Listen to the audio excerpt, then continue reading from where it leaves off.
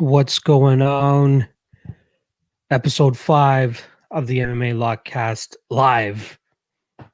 We're going over UFC 255. As always, I appreciate everybody hopping in on this fight day. Always happy to do these things on fight day. The only thing that's shitty about being on the East Coast is that the fights usually don't start until like 6:30. And obviously, I know for my European viewers, it's obviously much later than that, so I can't be too upset. But um, yeah, I'm loving these fight day streams, getting out the last minute thoughts, getting out the final thoughts. Obviously, you guys know on Fridays I'm with those guys over on the Odd Squad, and we're doing our final weigh-in thoughts. And I love talking it up with those guys. I mean, getting different perspectives. Obviously, respect Cody and Guru and Bleed and those guys, and they have great input and takes themselves. So that really helps me, like, the day before the fights, really get my thoughts together and really maybe consider viewpoints and stances that I'm really not seeing. And then this day, I mean, I get, like, fight day, I truly get to be in the zone and truly get my thoughts together and reinforce what my plays are and talk about any last minute changes that happen to during this whole COVID era. We've been unfortunately blessed, not blessed, but like we've been stricken with a ton of shitty last minute replacements, and thankfully, knock on wood, let's hope none of that happens for tonight, as I believe we have a decent card, but plenty of betting opportunities for sure. So I'm really, really looking forward to that. So I'll go over my bets once we get like maybe a stall in the questions or comments. But like I said in my tweet leading up to this, that um this show is all about the viewers. Like, this show is all about you guys. This show is mainly here to take any last minute questions, to take any last minute thoughts that you guys have. So you guys are fucking killing it. I appreciate your love as always. Let's see, what do we got here? Thorg Falk, happy to see you in the stream as always. What's going on, my guy? TBE Notorious Jazz, what's going on, my brother? Best in the business. I appreciate it. I think there's a little bit of bias there with the whole Indian thing, but it's all good. I appreciate the love. Thor, did you record with Odd Squad this week? Yes, we did. So what the Odd Squad is doing is like, their business model is very much centered around getting clicks to the website. So the live stream is always available directly on YouTube. So whenever we're live every Friday night, 9 p.m. Eastern, you guys can catch us on the live stream right there. Otherwise, if you miss a live stream, there is always a replay. So what they usually do is they'll release like a 15 to 30-second video diverting the traffic from YouTube to the website, which eventually takes them back to YouTube. So what they do is they put the replay as unlisted on YouTube.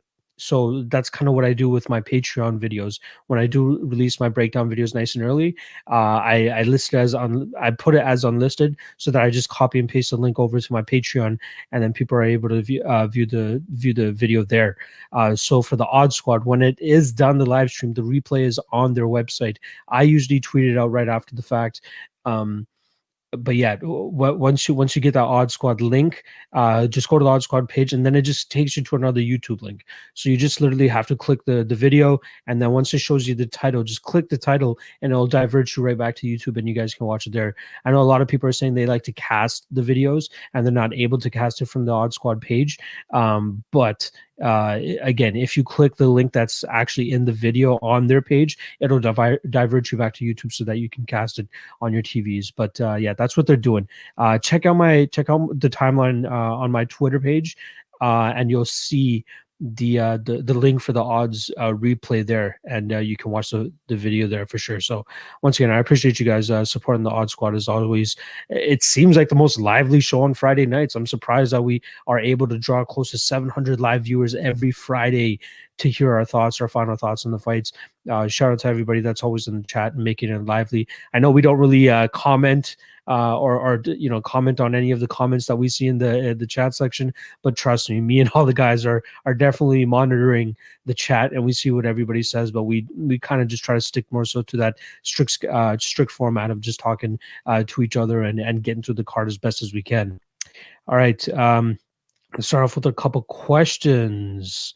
My guy Jazz, I don't get the love for Shev, obviously not Valentina, but I think Lipski wins fairly easy. She needs a couple of takedowns. Everyone banking on this being a stand-up fight. I don't think she's as good on the ground as a lot of people are thinking she is. You know what I mean? To go out there and out grapple a girl like Isabella de Padua, who took the fight on the day of, or say the weigh-in day, that's not impressive. And the girl was very, very undersized too, which is why she was able to, take the fight on such short notice, because she didn't have a lot of weight to cut. So obviously Lipski's going to go out there, I'll grapple that girl and just absolutely beat her up. And then the Luana Carolina fight, again, I don't rank Carolina. It was ridiculous that the odds were as close as they were, because I knew Lipski was going to go in there and just scorch that girl, and that's exactly what she did. She's not going to be able to do the same thing to Shevchenko here. Ketlin Chukagian's jiu-jitsu is much, much better than what Lipski has to offer. So I'd be wary about that one, man. I think Shevchenko, if anything, she has the better jiu-jitsu. And again, if it's a stand-up fight, I do favor Shevchenko as well too. So, again, I love me the Queen of Violence. I think she's an entertaining fighter. But when you're getting outlanded by Molly McCann, when you're getting outlanded by Joanne Calderwood, some red flags for me for sure. And I think that Shevchenko is much better than both of those women. Eric Delgado, what's going on, my brother? I appreciate you checking out the stream as always. How good did you feel watching the Strickland fight last week? I felt amazing. It was great. It was a great way to win. I wish I went a little bit harder. It was nice to get that plus money, but it's nice to, it wasn't my biggest bet, but it's always nice to cash on a fight that's heavily debated. And you got to say that Strickland and Allen fight was probably the most heavily debated fight of that card. So that one was definitely very, very fun. Obviously, my night got shitted on with Al Hassan just shitting the bed and getting knocked out in that first round, and that one really hurt. So that's the one I was kind of licking my wounds the most about. But the Strickland one definitely felt very fucking good. Freaky C, what's going on? This guy, Chris Bradford, is one of my most loyal supporters, the guys over on the Patreon. Always hit me in the DMs. And he's also in the Lock of the Night and Dog of the Night Challenge. I believe he's finished in the money a couple times now. So check my guy out on Twitter. I believe his Twitter handle is at C_Brad91. The guy is awesome to talk to, and he knows what he's talking about with these fights. Five Diamond, what's going on? I appreciate you checking out the stream, my guy. Good luck tonight. Louis D, did anyone hear any fight cancellation? That really messed me up last week. Nothing so far. Knock on wood. I believe we did have a couple fall out the day of last week, and I had a couple people in the stream asking me, about those fights and getting a take on those fights. But luckily, no fallouts thus far. Let's hope it stays that way, because we have a pretty solid card from top to bottom. Five Diamond, that's why I have Twitter, to be updated on cancellations. Yeah, Twitter is definitely the best spot to get up to date information on whether these fights are going to be canceled, whether these fights are going to be change or anything like that. Twitter is the way to go, and I would highly recommend following Big Marcel 24. That's obviously my guy, Big Marcel from Netherlands. He's one of the best guys to follow for fight cancellations or fight changes or even fight announcements. The guy breaks some fight news himself as well too. So that's somebody that you guys should definitely be following. And then obviously Nolan King, I believe his Twitter handle is at MMA_Kings. The guy, those two guys are like my go-tos for fight announcements. If I don't hear it or see it from them, more than likely it's just bullshit. So those guys are pretty good with keeping up to date. And then obviously the known ones that we need to know, Ariel Hawani, Brad Okamoto, those four. I think if you follow those four and turn your notifications on for those guys on Twitter, you'll be more than up to date with fight cancellations and announcements. Martial arts fans, shout out to you, buddy. I think you're one of the few guys that have been on pretty much every MMA live stream that I've been doing. I bet Alex Pereira LFA card on Friday due to serious power in his hands. If I'm not mistaken, Alex Perez was like a minus 1,200 favorite. So I hope that you bet like an in the distance parlay or in the distance prop or something like that, because you're not getting much value on betting a guy at minus 1,200 straight up. But yeah, he looked absolutely phenomenal last night. Put that dude out bad, and that guy was out for a good maybe 8 or 9 minutes. So it was one of the worst aftermaths I've ever seen in terms of aesthetics. That guy was face down for a while. Pereira has some serious power in his hands. And I wouldn't even be surprised if we see the UFC go out there and sign this guy now, just off of that. Like he has that story already baked in with Israel Adesanya. I believe he's knocked him out in the in Glory kickboxing, or at least a kickboxing fight. And that's the main meme that you guys see whenever people want to shit on Israel Adesanya. That's the knockout that's usually being brought out. So the guy has a ton of power. If they get him into the UFC, give him a couple favorable matchups, he can go out there and reignite that rivalry with Israel Adesanya, especially if Adesanya is holding that title still. They could absolutely fast track this guy. And I don't think many people would be upset with it, nor would Adesanya be upset, because he wants to go out there and probably avenge that loss too. So, and arguably on a bigger stage as well. So, I could definitely see the UFC. I could see the UFC signing this guy ASAP. All right, what else we got here? Louis D, what's going on, my brother? What is the path to victory for Means? Personally, I think that decision is the best way for him. Perry is very durable. We're not entirely sure how much this weight cut is really affecting Mike Perry. Like he was tweeting out that he got to the point that he was he couldn't sweat anymore. And once you get to that point, your body gets very, very like messed up, and it could potentially have long-term effects. So historically, Mike Perry has been a very durable guy. The only guy to really finish him with punches was Jeff Neal, who is an outstanding kickboxer. Tim Means, I'd say, slightly below Jeff Neal and probably not as much knockout power. But I do like Tim Means also by submission. For anybody on the Patreon, I actually gave that as the best prop, as Means to win this fight via submission at plus 700 or plus 800, whatever it is. I think that's a solid spot because I think he has very underrated jiu-jitsu. Now, only 5 of his wins have come via submission out of his 30 victories, but I think this is a prime spot that he could potentially pull that off too. So if this does go inside the distance, I do like Tim Means via submission compared to KO, but I think the most likely outcome would be Tim Means to win this fight via decision. So I see him picking apart as long as he's able to stay away from the big power of Mike Perry. I expect Tim Means to pull away with this fight. 5 Diamond, what's going on? I have Kosi, fight doesn't go to decision. Chuk Calvillo, Dan Rod, Valentina inside the distance from my parlay. What do you have for Chukagi and Calvillo? Oh, sorry. I'm completely reading that wrong. You got Kosi plus fight goes to decision for Chukagi and Calvillo, plus Rodriguez, plus Valentina inside the distance. I like that, dude. I think that's a solid parlay. What are the odds that you got on that? Because I think that's a very solid parlay. Obviously, plenty of chalky spots there, but that's what chalky spots are for parlaying. And I really like all those spots for sure. So let me know what you got those odds at. Chris Bradford, Perry all cap. Personally, think that Perry came into fight week knowing damn well he wasn't making weight. Yeah, but he still managed to get within 4.5 pounds. I mean, he kept talking all week. Yo, I'm 20 pounds over. I'm 20 pounds over. It's not the smartest thing to do when you have such a heads up for a fight. And man, it just pisses me off talking about the guy at this point. I was a fan of him. You know what I mean? Like I was willing to let the allegations kind of not fully slide, but like, okay, it's not going to get this guy cut. He's still entertaining. He's a dumbass, but he's fun to watch sometimes.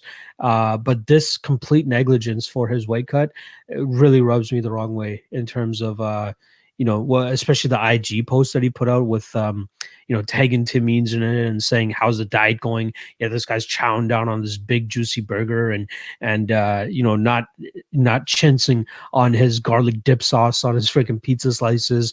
The guy's a clown. Especially for somebody that's so set on wanting to get paid as much money as possible. Come on, dude. Now you lost 30%. Now you lost the opportunity to win a performance of the night. You're going to have to go out there and get the kill. Otherwise, you're going to get outpointed. You might even get finished late. But yeah, I don't know. Martial arts. I had Pereira, got him at minus 700 in parlay with Agent Mickey and a couple other fighters. Not bad. Minus 700 is not a bad spot. I think he closed at like minus 12 or minus 1300. So you definitely got some CLV there. Chris Bradford, facts. This man knows what's up. So during, in between these questions and all that stuff, I'll quickly go over the bets that I have for this week. And let me just pull that up for you guys real quick. So I'm actually only posting it on my Instagram because I'm trying to get the following on there a little bit bigger.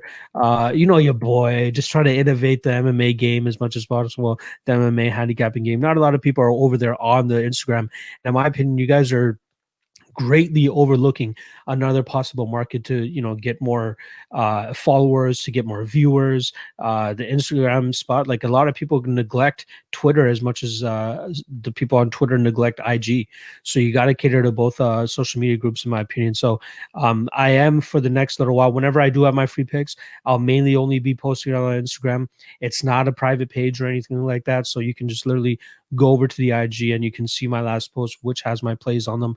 But I will break them down for you guys. Not break them down, but let you guys know what they are during this stream as well, too. We got a couple more questions. Ryan Televised, shout out for jumping in the stream as always. 5 diamings parlay pays out plus 200. That is a solid line, my guy. Good luck tonight. I think you cashed that one. Looking ahead to Yan and Aljo, what's your early lean? My early lean is definitely Piotr Yan. The guy looks absolutely unstoppable.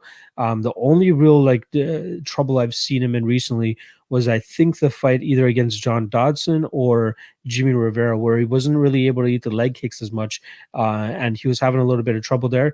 Aljo not really known to be a leg kicker per se, but he is a kicker. Likes to throw spinning shit, likes to, kind of keep his range with that. But that Corey Sandhagen fight was very, very impressive, where he just, went for the takedown pretty much immediately, got the back and got the submission. I'm not sure if he'll be able to do that to Piotr Yan that quickly and that fast. But then again, I think Corey Sandhagen is a much better grappler than Piotr Yan. So Yan could be in some trouble if this fight does get into the grappling realms. But I do like Piotr Yan to go out there and whoop that ass. So I love Piotr Yan. I love his style. I love his stoic attitude. I'm definitely leaning Yan, but I'm gonna have to do my work before I truly lay aside there. Chris Bradford, early thoughts on Ferg Oliveira. Don't want to look past tonight, but any quick thoughts? Dude, that fight is bananas. Bananas. I'm super excited for that fight. I can't wait. I tweeted last night, the fight that I was most excited about all year is going to happen tonight, which is Brandon Moreno and Brandon Royval. But god damn, Ferguson Oliveira is so fun. So fun. In terms of early leans, I'm actually leaning Ferguson. I feel like Ferguson could break Oliveira. We've seen the progression of Oliveira. His confidence is growing, but he's been going out there and beating scrubs. Like, his best win thus far is Kevin Lee, which is not a bad win, but it's obvious when people kind of push it on Oliveira and really push him to the brink, he breaks. And I feel like Ferguson could absolutely break him. As long as Ferguson doesn't show any long-term effects from that Justin Gaethje beatdown from May, and he comes back and looks even like 70% like himself, I think he could definitely beat Oliveira there. So if the line stays relatively close, I'll probably place a bet on Tony Ferguson. But god damn, that fight is going to be absolute fire. Louis D, favorite dog of the night. So let me go over this for you guys real quick. Lock of the night play is Louis Kosi and Sasha Palatnikov to go under 1.5. Usually I'm a little bit skeptical about 1.5s, but considering the style of Kosi, considering that he's saying he wants to go out there and repeat his past performances, and the unfortunate tall man defense of Sasha Palatnikov, I think this has early finish written all over it. So Kosi inside round 1. The official play is obviously under 1.5. I'm not playing Kosi at minus 400. I would rather play the under 1.5 at minus 141. That's where I got it at. I think most bookies roughly have it around minus 150. So that's the lock of the night play. Dog of the night play. So I have a couple of dog plays here. The one that I'm most confident in, that I've wagered the most on, was my Shogun Hua versus Paul Craig under 2.5. I know they went the distance last time around. More often than not, whenever Shogun has a rematch, those fights usually end within the distance. And now, again, before they give us over under 1.5, now they're giving us under 2.5. And the fight doesn't go to decision. Last time around was minus 300. Now it's much less than that. So I think this fight is definitely going to finish under. I think it'll be Paul Craig being the one that pulls off the victory. But at under 2.5 plus 110, I definitely love that spot there. A couple other dog spots that I have, I'm confident in, but like it's a combination of value and seeing opportunities for these people to get the win. So one of them, I got 1 unit on Alex Perez at plus 251. I love that spot. I think he has all the tools to get this done if he's able to eat the power that's potentially coming back his way from Davison Figueiredo. Love that plus 250 line. Katlyn Chookagian 1 unit at plus 211. I think she has the all the chops to make this fight much closer. I think people are reading into the fact that Andrade was able to put her away. Andrade is a different beast, completely different beast. So I think Katlyn Chookagian is definitely live here. This one I'm going to get a little bit of hate on. I do think that Jordan Wright is live here. I only have a half unit stab on him at plus 214. Again, I think this line is heavily skewed due to that highlight reel finish that Joaquin Buckley had last time around. But I think that Jordan Wright has the chops to land his own finish. He's the bigger guy. He moves a lot better, in my opinion. His karate style will allow him to get in and out. But obviously, he's going to have to eat a shot or two to really get his game plan going and possibly get the finish himself. So I'm kind of banking that his durability is okay. Obviously, he got put out by Fluffy Hernandez a couple fights ago, so that is a bit of concern, which is why I have that disclaimer per se on Jordan Wright here, and which is why it's only a half unit play compared to a full unit play. But I think he has a solid shot here with his power, with his movement, being the bigger guy, having more variety of strikes too. I think it definitely plays into his favor. So, and I wouldn't be surprised to see Jordan Wright maybe try to go the grappling route here, maybe take down Joaquin Buckley, being the bigger guy. We saw Buckley weigh in at 182 pounds, 3 pounds below the middleweight limit. Normally that guy fights at he's fought before at welterweight. We've seen Jordan Wright fight at 205 before. So Wright is definitely going to be the bigger guy here. And I don't think he should be this big of an underdog. And then obviously my last bet of the night is just a regular bet. I got 2 units on Valentina Shevchenko to win inside the distance at minus 160. Personally, I think the best prop for that fight is for Valentina to win at round 2. I was like plus 450 or something like that. I definitely think she gets it done. I think she gets it done early. A lot of people are, confident in the over 2.5. Me, not so much. I don't think Jennifer Maia will be able to handle a full 12.5 minutes against Valentina. She's going to be too slow. The counters are going to be there all day for Valentina. And even if she wants to take this fight to the ground, I don't think the black belt will stand up at all to Valentina Shevchenko. All right, let's get back to the questions here. Martial arts fan Daukis still says fight, no decision, minus 115. I like that. I think both guys have finishing capabilities. If Daukis is not able to get this fight to the ground and keep it down, he's going to have some trouble on the feet. And then Daukis, also, if he gets it to the ground, I think he has some solid jiu-jitsu to potentially get the finish there. He's very offensive, so that's what I like. Shout out Avio. What's going on, brother? Aveo, I'm probably butchering your name, but whatever. Thoughts on Alan Jouban versus Jared Gooden? I think Jouban isn't as chinny as people believe. His last fight against Dwight proved his chin holds, considering he got clipped a few times. And I absolutely agree with you, brother. There's a couple of fights where he's only gotten finished a couple times. He hasn't gotten knocked down that many times. But Jared Gooden definitely throws a lot of heat in his punches. My concern with Jared Gooden, though, is his gas tank isn't the greatest. If this fight goes later into the rounds, I think Jouban absolutely can pull away with it. And I think that Jouban could potentially get the finish later in this fight too. So plus 1,100 on Jouban to win inside round 3. Not a bad spot in my opinion. I think he can get it done late. But I do like the under 2.5 in that fight, as I do think both guys have finishing capabilities and potential durability issues. Again, I think it's a little bit overblown on Jouban, but I do think that good. And if he lands a good enough shot early in the fight, he could definitely put him out. You wish Grozilla. Shout out, brother. I love the name. What do you think of this parlay? Jouban, Antonina, Daukis, Kosi, Perry, Rodriguez, Moreno, Chookagian, Ruan. I'm not sure who Ruan is. I might be completely missing out on that. Valentina Shevchenko and Figueiredo. So I'll tell you which parts I don't like in that.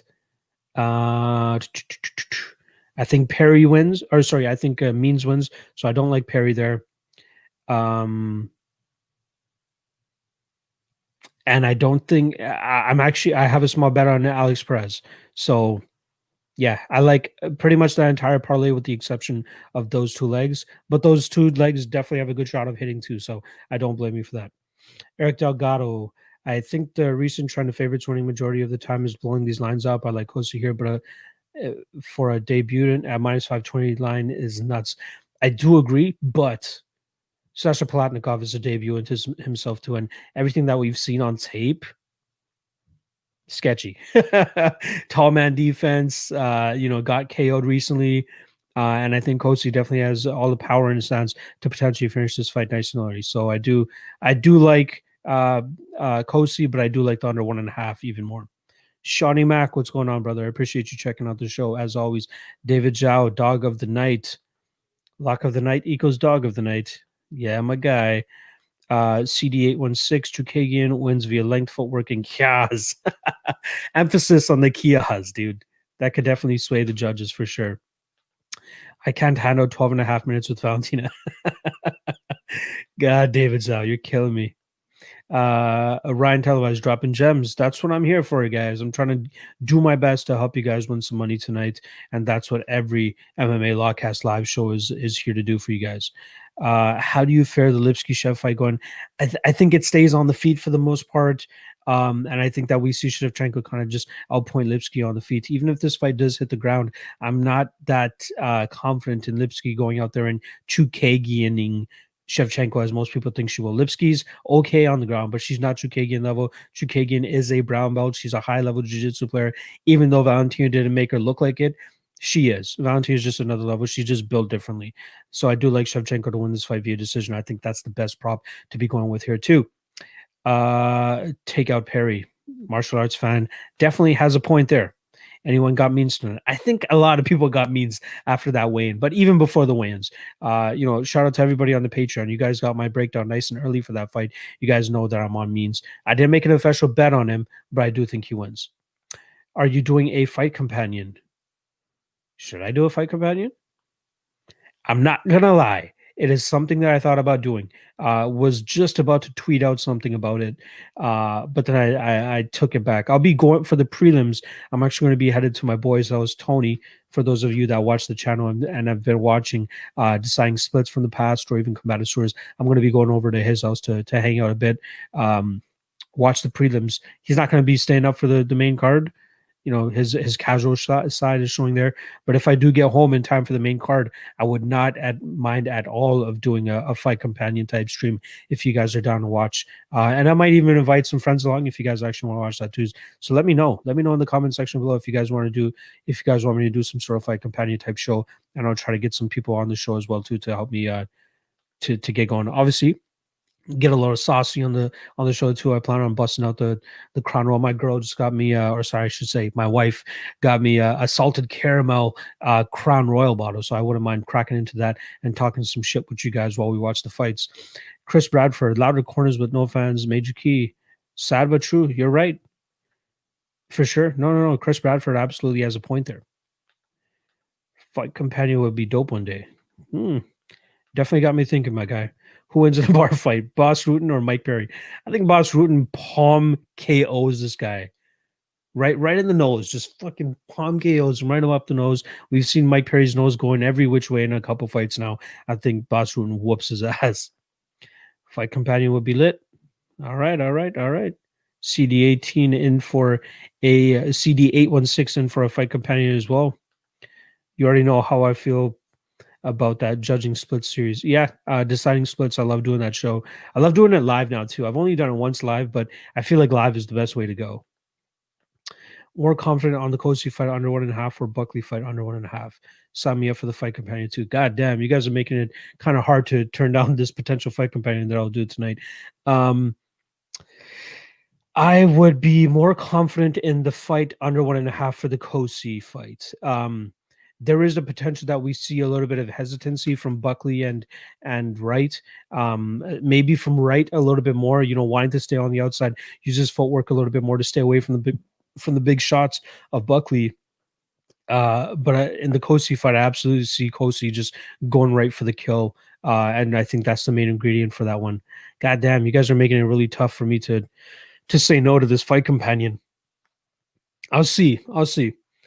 I got a couple guys in mind that I would ask to potentially do this, but it depends on how my night goes and how my night goes in terms of chilling with my boys and watching the prelims or what time I get home and all that stuff. So I'll keep it in mind. You guys seem lit for it, so I'll think about it for sure. It's something that I've always wanted to do, but I just feel like there's a lot of it already out there. given the fight companion that Rogan obviously does. Obviously, he's not doing it because he's going to be on the call tonight, but I think those guys over at Pub Sports do it for every show.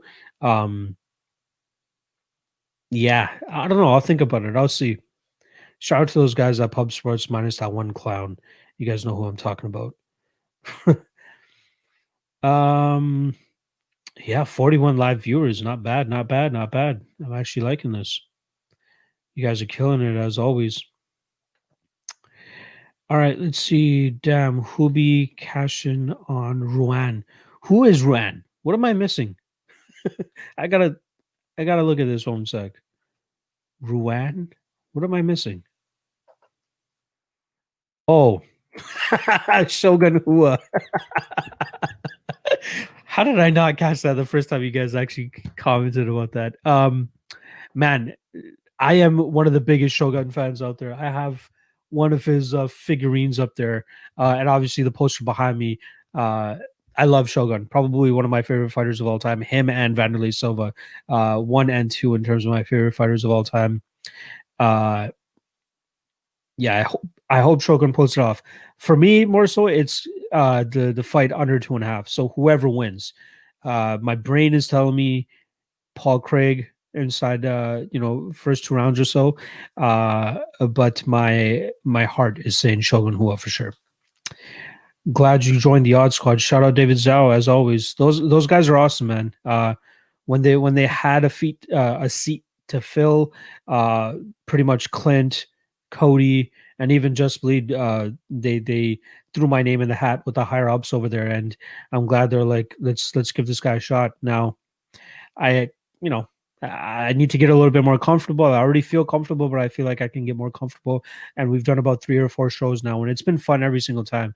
The live chat is always lit, just like you guys are killing it for me right now too. That's the bomb. Yes, smash that like button. At first I didn't really understand what the whole like thing was about and what kind of effect it has, but apparently it puts it into like people's the more likes on a video, the more it puts into people's algorithms to like show me as a recommended video or a suggested video or something like that. So yeah, hit that like. Let me try to grow this community more and more. Speaking of communities, I just want to plug that Patreon real quick because man, 175 patrons. 175 patrons, and this has all been blowing up since like June or July. You guys have been absolutely slaughtering it. Get me to a point where I'm close to being able to do this shit long term or full time, I should be saying, because that's the ultimate goal. You know what I mean? It's one thing to be able to live off of winnings and all that shit, but I don't think I could do that. I don't think I could, live strictly off of winnings. That would be way too stressful for my ass. But having consistent incomes like doing the shows for the Odd Squad or the Patreon or even the Tape Index, all these consistent and guaranteed incomes on a monthly basis make it much more easier for me to do this shit. So yeah, I appreciate you guys as always. You guys are killing it. Bumbleclot 24. I got 3K on Figgy and Val Parlay. God damn, dude. Yeah. Y'all know I already have a small bet on Alex Perez here. I think he's live to win this for sure. You guys are killing it.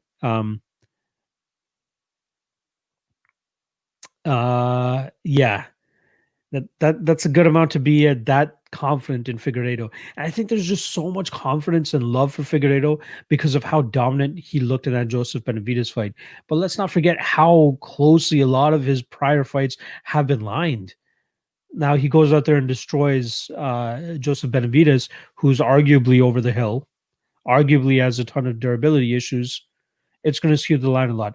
Now, people can say that he got, Alex Perez got finished by Joseph Benavidez, but man, that was a very weird fight. Like the way he went down before getting finished, one of the weirder things, because it didn't even look like he got clipped or anything like that. The guy kind of just fell, but he's shown great durability since. He's eaten some big shots. Obviously, nobody punches like the God of War, but I'm kind of hoping that his durability comes through for us here, and he's able to extend this fight into the 2nd, 3rd, 4th, and 5th round, where hopefully his own cardio holds up too, because we've never seen Alex Perez Perez in those later rounds before. This is the first time he's fighting 5 rounds in a UFC fight, so that's something that we have to keep our eye on. But the guy's a vet. The guy has a ton of fights. The amount of fights he even had before coming into the UFC is way more than most fighters coming into the UFC get nowadays. So shout out to Perez for sure. Let's see what you guys got here. He recommends locks.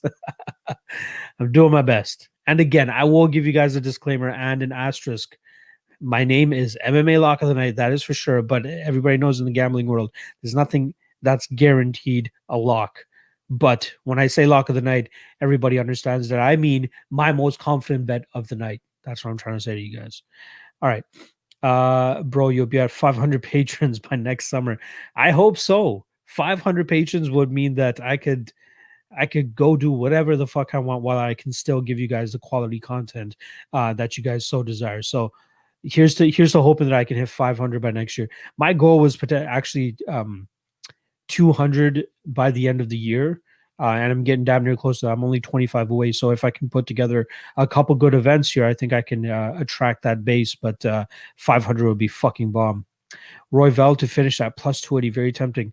Not a bad spot. I like the under 2.5. If it's still at plus money, I think that's a good spot.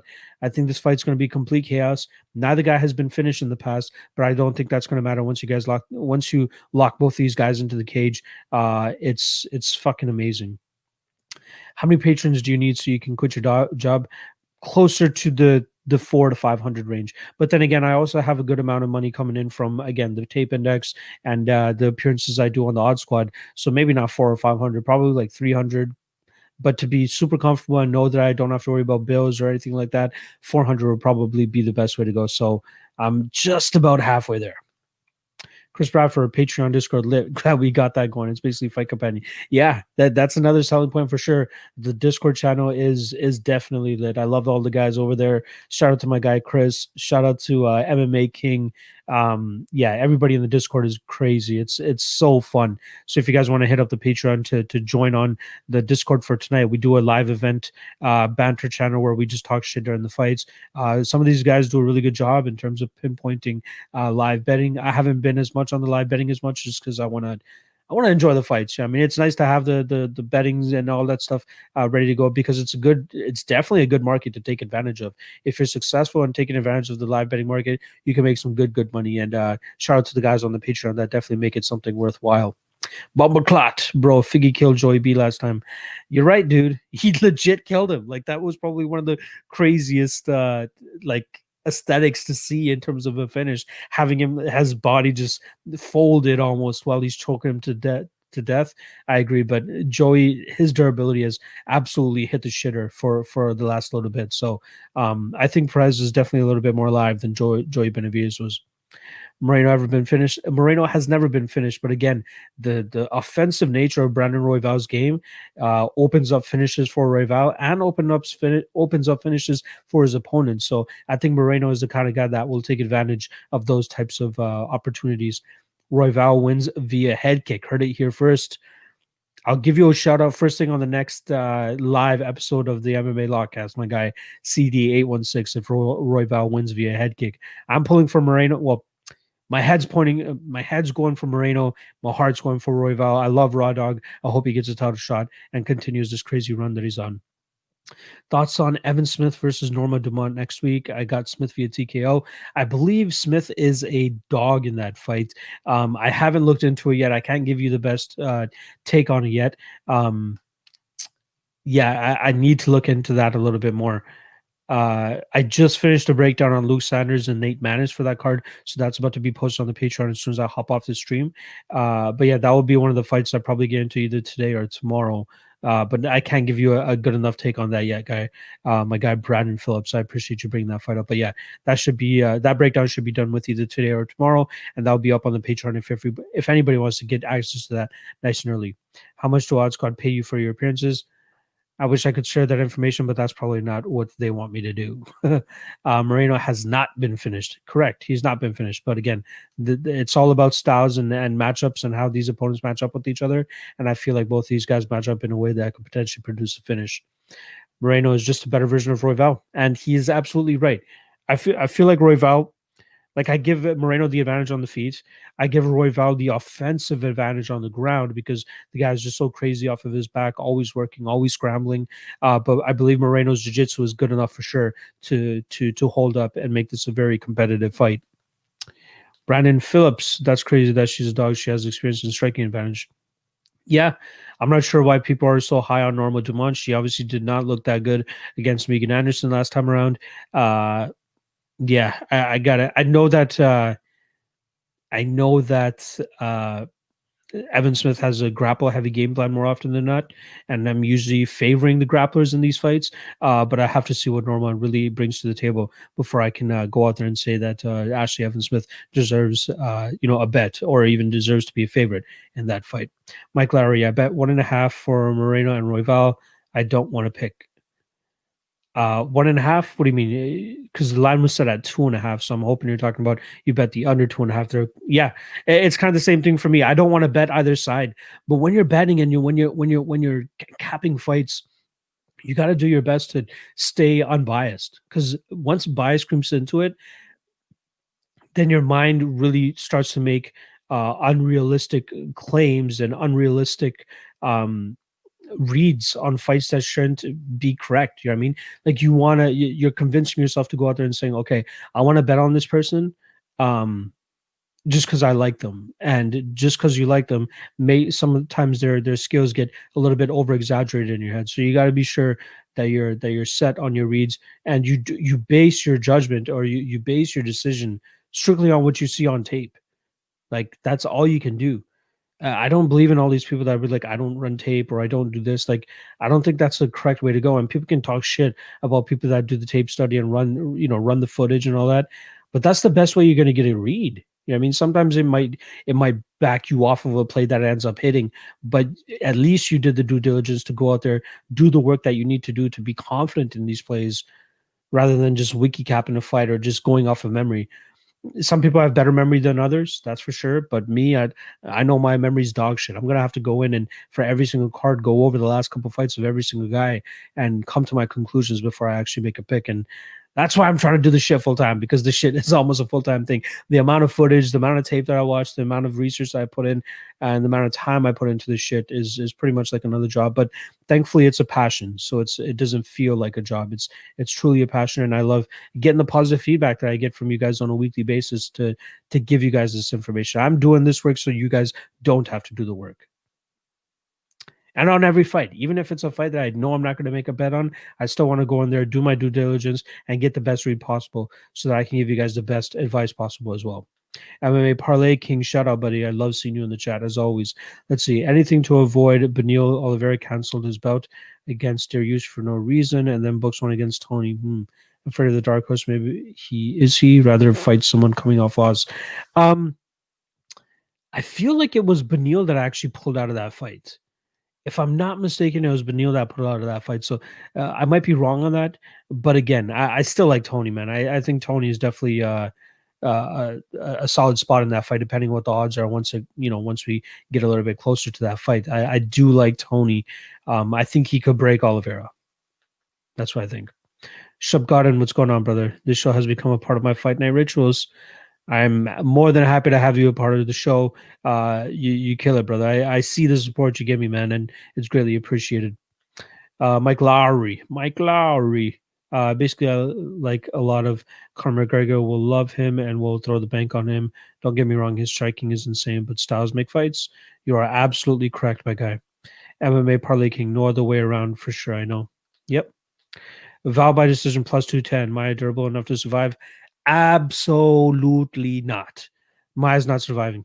One of the lines that Cody Saftik brought up on the stream last night was this fight to not start round 5 was like minus 150. And I think that is a solid fucking spot. I think that's a great spot. So if you have access to that prop specifically, I think that's a great spot. I think Valentina absolutely murks. So I'm personally saying second round. I think it'll take her about a round to really figure it out and then get that second round finished. That's the prop that I actually dropped for my best props or best prop for that fight on the Patreon. Plus 420, plus 450, I believe, for Valentina to win in round 2. I think that's the round that she gets it done. Yeah, Maya is definitely not durable enough. I think Tony finishes him, and you would be correct, sir. If anybody knows anything about Charles Oliveira fights, more often than not, they do not go to a decision. That guy either gets the kill or he goes out on his shield. And I'm expecting him to go out on his shield that night against Tony Ferguson. MMA Parlay King. Benio posted right away. I hope Oliveira as well after pulling out. Interesting. Yeah, I don't know. See, the thing with Oliveira is it seems like he's taken a very, very cautious approach to his career in the last couple of years. Like he's going out there and fighting guys that aren't even ranked. He's taking his time in between fights. The Kevin Lee fight, arguably the biggest fight he's taken in the last couple of years, especially in a main event spot. So, yeah, I don't think he would take this Tony Ferguson fight just for the hell of it. But yeah, I gotta assume that Oliveira is going to be coming in healthy for sure. I agree with them because Jennifer Maia has not been knocked out or submitted in over 8 years, and the bullet won't be headhunting. That's the difference, though. Valentina Shevchenko is a completely different beast. Valentina is just on another level. She's going to be much quicker. She has the power to knock these.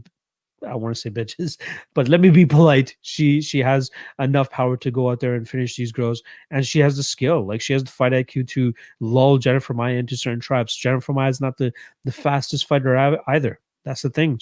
She's gonna have to deal with the speed disadvantage. And even if this fight hits the ground, I know Maya's a black belt in jiu-jitsu, but I just feel she doesn't move well enough or fast enough or have the athleticism required to keep up with Shevchenko. So yeah, I don't believe in the narrative that Maya is going to be able to survive. Personally, I have a 2-unit bet on Shevchenko to win inside the distance at -160, and I thought that was a great fucking line. So I'm going with Shevchenko to win this inside the distance. I'm probably going to say second round finish. It's Booty, a perfect name for this content for this comment here. My girl Rachel Hostovich on the card next week. She is. Tough fight for her going up against the jobber Gina Mazzani, who not the greatest fighter, and she's the favorite going into that fight. So that's all you need to hear. Henry Wells giving us some giggles for that comment, that's for sure. CD816 Perez by sub plus 2100. If Alex wins, I see him tapping a gas fig. Dude, that's a solid prop. I actually did not. That one may have passed my gaze. The prop that I ended up going for that fight is Perez to win by decision. I thought if he wins this fight, he'll just grind out Figueiredo. But that's not a bad prop. Plus 2100 is definitely worth a little bit of a shot there. That's a good spot. Shout out to CD816 for bringing that to our attention. Jennifer Maia is coming in as the biggest underdog to this fight, but I think she may go the distance, hopefully. Nandi, what's going on, brother? Sasrikal. I know you hit me up in the comment section a couple days ago. I don't know, man. I don't think she can go the distance. Again, the girls that she's been fighting are just not on the level of Shevchenko. We saw Caitlin Chookagian go out there and outstrike Jennifer Maia, and she's not the biggest power puncher. If Shevchenko is the one countering you with the heavier shots, I think it's going to be a long, long night for Jennifer Maia. Or actually, it should be a short night is what I mean to say. Mike Larry, do you have a win rate percentage in your Patreon? I don't hide anything in terms of my wins and losses. Most of these YouTube handicappers and people that claim that they're prediction video guys, they don't have a third-party track record. I have a third-party track record. You can find that if you go on my Twitter. It's in my bio. It's under betmma.tips. It's not there's guys out there with hundreds of units of profit, but I'm not up there. I know I'm not up there. I'm pretty much just at a just over a break even at this point in time. But I know my reads are tight. I know my reads are good. I may not do the best in terms of picking the right spots to bet, but I know for sure that my reads are legit, and that's why I have 175 patrons. I mean, people trust my reads. People trust my Glover to share read. People trust my Derek Brunson read from earlier this year against Edmund Shabazian. The Strickland read from last week. My breakdowns definitely speak for themselves. I just need to do a better job in terms of picking my spots to actually bet. All right. Eric Richardson, what's going on, man? How do you weigh Perry's bossed weight cut versus size advantage he's bringing in. I can't get a read as to if Perry actually pushed himself to get his weight down or if he's just gaming the system. So during the whole fight week, I've talked about this earlier in the stream a little bit. So if you want to back up and go over that, I'm not going to get too much into it. But you do bring up a good point of whether he actually got his weight down or if he's just gaming the system. All fight week, he was saying, I got 20 pounds to cut, 20 pounds to cut. Even as early as Tuesday or Wednesday, he's like, I got 20 pounds to cut. So I do believe he did have 20 pounds to cut. And I do believe he did his best to try to get down as much as he could. But his body really stopped,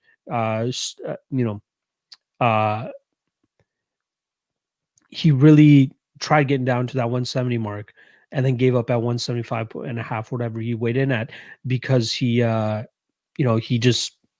just couldn't sweat anymore, is what he said. So I do think that's going to have an effect on him here, to have such a drastic weight cut in a short amount of time. That's definitely going to fuck with your durability. So I do think it's going to hinder him for sure. Does he still have the opportunity to go out there and knock him out in the first round? Yeah, I think that's definitely live for Perry still. But I like my Tim Means read. And I think that's the spot to go with, is Tim Means via decision or even a late finish.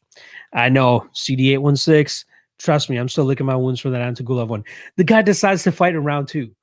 If we saw it, out of every single fight that Antigulov has ever had, the guy goes out there guns blazing in that first round, and for some reason he's just like, you know what, let me try to make it to the second round. He makes it to the second round, then starts to go guns blazing, then starts shooting for the takedown right off as soon as that second round starts. That's what he does, and then we finally get that fucking finish 2.5 minutes too fucking late.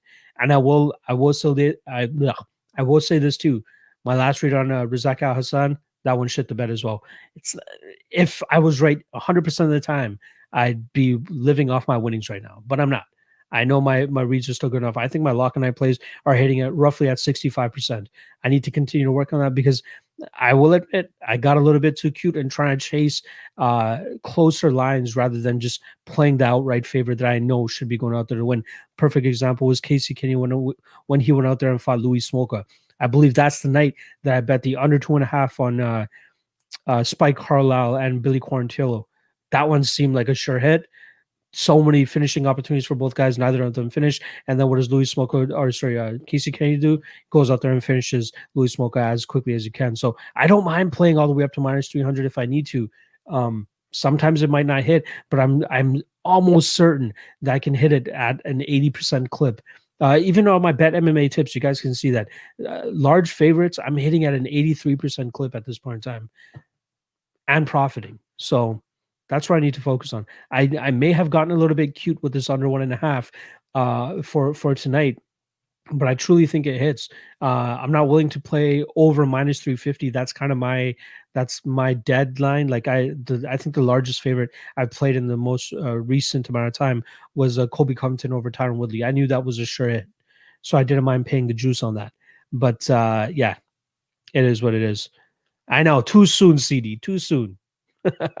Subkaran, Maya is going to run on to something fast and powerful. Let's see if she can keep her composure for 10 plus minutes. I doubt though. I agree. Subkaran hits the nail on the head right there. YZN01, is Rodriguez a solid bet? I don't like him at the odds, to be honest. I think minus 310 is a little bit crazy right now. Let's see what his odds currently are though. Minus 310, yeah. Wow, I can't believe I got it on the head. I think it's a little bit wide. I don't have the best read on that. I do think he gets the finish. So if you want to play him, maybe inside the distance is the way to go. Dalby has been dropped in 4 out of his 6 UFC fights, so his durability is definitely dwindling. He's only getting older, and I think Danny Rodriguez is only getting better. And the guy definitely has some power. So I'll take Rodriguez to win inside the distance, and I think that's the better way to go here. Subguard and Coach Latore going to make Perry find his waterfall in between rounds. He's gonna need more than waterfalls to fucking to get through this shit. My Chaos Williams and Ghana Reed came out Gucci, had him in a Hail Mary parlay. Dude, you're right, dude. Yeah, he chose the worst fucking night to show off that he can throw a straight fucking punch. So that one really sucked. I got a big unit parlay for the co-main and main event to be finishes. Yeah, I don't mind that. I think that's a solid spot. Hey Zeus, what's going on, brother? Which is your favorite fight this card? Easily. Brandon Moreno versus Brandon Royval. That fight is going to be fucking nutso. Yeah, hit the likes, guys. Hit the likes. How much are we at? How many likes we at? Let me see. Let me pull this off if I can. What are we at? What are we at? What are you at?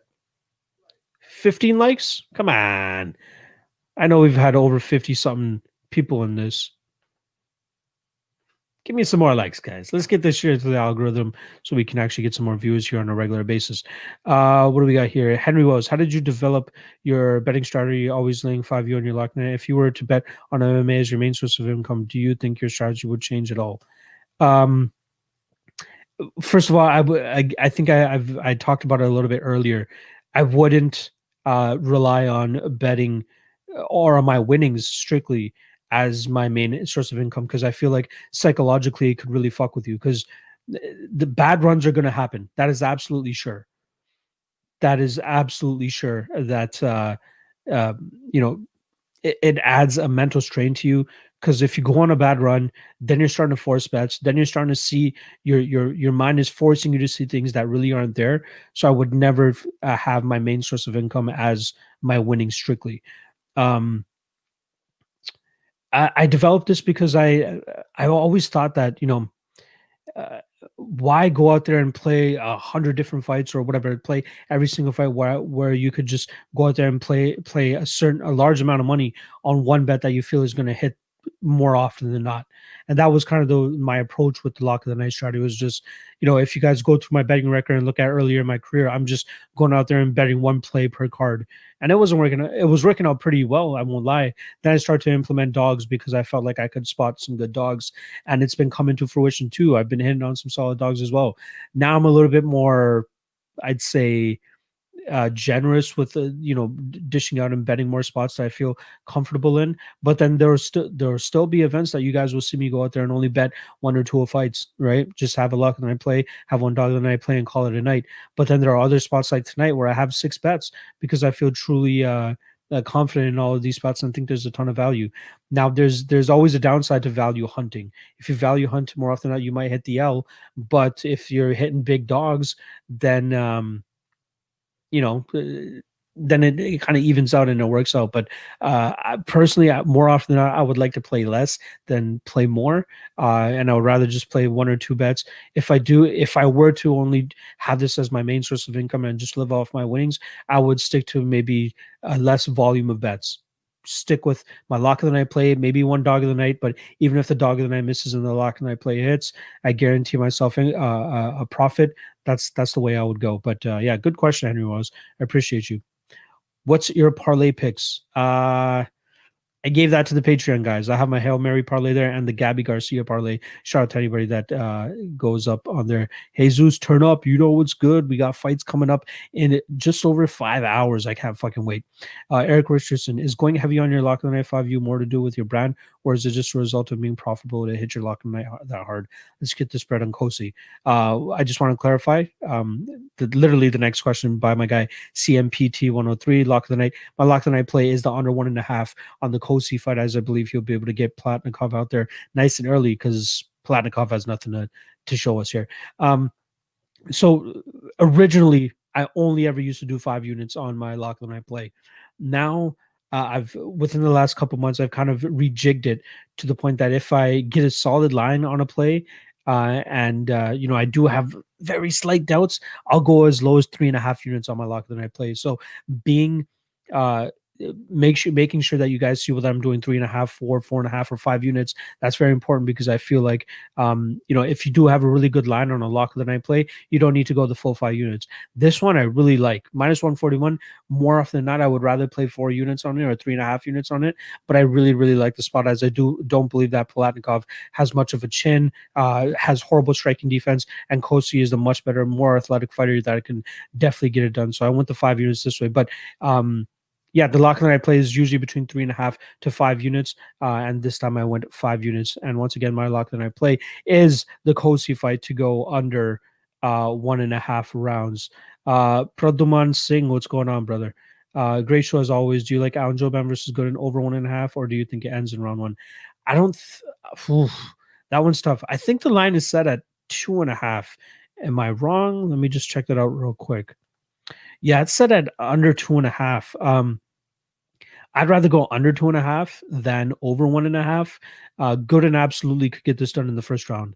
That's my main concern about that over 1.5. If you have access to that 2.5, I would rather go with the under 2.5, as I believe both guys will be able to get the job done. Keep up the good work. Love listening to your breakdowns, and I love doing these breakdowns for you guys. I love getting this love from you guys. God damn, time is flying. We're already at 2 o'clock. Let me get these last couple questions out, and then we'll get out of here. CMPT, once again, lock of the night play is the under 1.5 in the Luis Cosi fight. Did you watch LFA? The headliner fight and card was good. I was doing the odds stream last night as the LFA fights were going on, but I did get to catch that the main event as I was actually on the stream with my guys right after we went off air. And yeah, that Alex Pereira guy has some fucking finishes in his hand for sure. We need 90%. Do you think Means can finish Perry? Was a bit late. Sorry if you already missed it. It's all good, brother. I do think he potentially could finish him. I don't mind the plus 1100 in round 3 for Means to get the finish because I think is live. But I think the safest spot here would be for Means to win this fight via decision, as long as he doesn't get clipped and put out in that first round. Chris Bradford, pizza, wings, or tacos tonight? I know you got that shawarma platter hitter for fight nights. Yeah, so before I head over to my guy Tony's house, they want me to grab shawarma plates for them too. So I might get myself a shawarma plate as well. Yeah, I think shawarma plate's the way to go for the fight night food fest tonight. I was cashing to the point where I thought it could be a part-time job. Then last Saturday here, how do you avoid last-minute desperation bets? Man, it comes with discipline. Fender Jazz, I appreciate you. It's honestly betting. It's really tough to do full time. Like, and to focus and solely live off your winnings is so stressful. I would not recommend it for anybody. It's more so as a bonus. Look at it as a bonus than anything. You know what I mean? If you're able to go out there and have a good weekend and have some good bets hit, look at it as a bonus. To do it as a part-time job or as a full-time job is really, really tough. That's why I'm trying to establish my Patreon, my tape index, and all this other shit, and all these other revenue streams, rather than just focusing on living off my winnings. I can't do that. It'll be way fucking tough. A bit of a future question, but thoughts on Holloway versus Cater?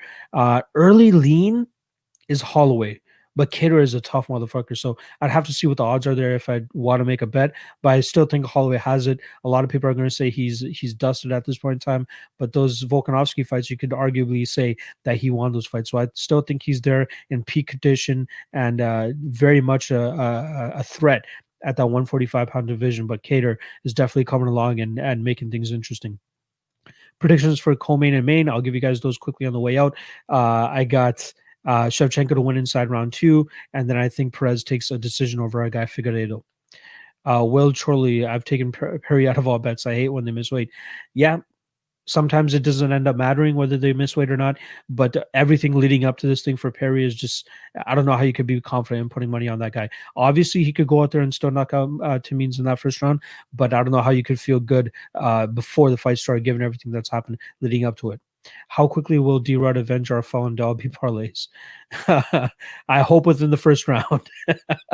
Shout out Standard Bloke. I didn't see you in the comment section, but I'm glad that you hopped on nice and late while we're still. It can be a part-time job if your using size is big enough.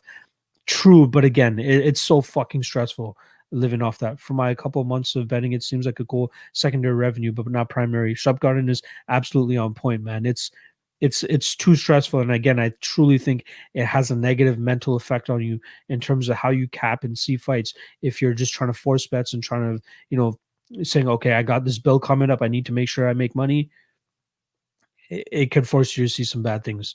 All right, we pretty much are over the 1 hour mark.